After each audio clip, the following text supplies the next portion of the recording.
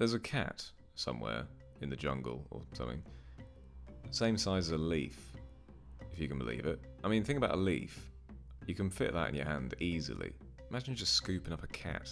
It doesn't even fill your hand. When you think of standard cat, sort of what, about 2 plant pots size, and that's the size of a leaf. You could have little, whatever that is.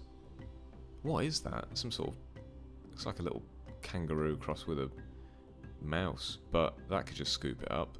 And you've seen ants carrying leaves, they do it for fun. And I mean, there's probably a weight difference, but it sort of illustrates how small this cat is.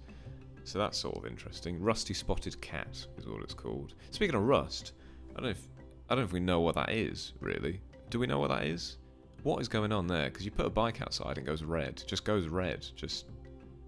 I mean, it's pretty amazing. It goes flaky and horrible and everything, but it does sort of change colour just by force of will. Chameleons.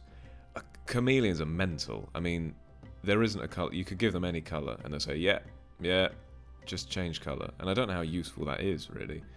In a situation like that, in particular, just knocking about in someone's kitchen diner, just standing on a pair of sunglasses. But, I mean, it is amazing.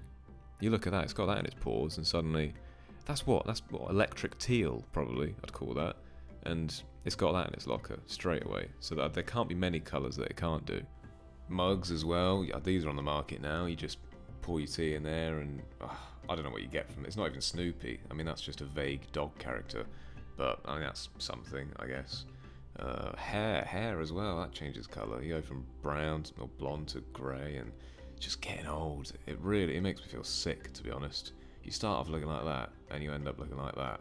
I mean, people always say silver fox. I've never seen a silver fox. This is Jean Calment, alright? The oldest person who ever lived. And she was 122 years old, and 164 days when she died.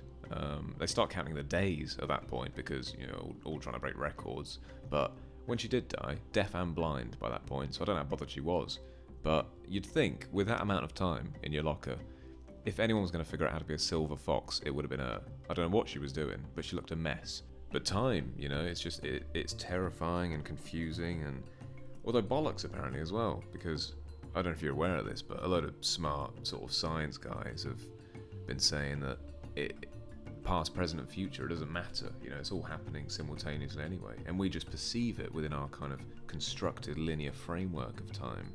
So it's confusing, but in a sense, if you're eating a lovely bit of fried chicken in one moment, you're also shitting it out in the same moment, and the chicken popping out an egg, so all at once. And I think that's the chicken's parents, but they're at it as well, and it's all going on at the same time, so impossible to get your head around, to be honest. So my advice is just not really worry about it. Just look at the little cat who's the same size as a leaf.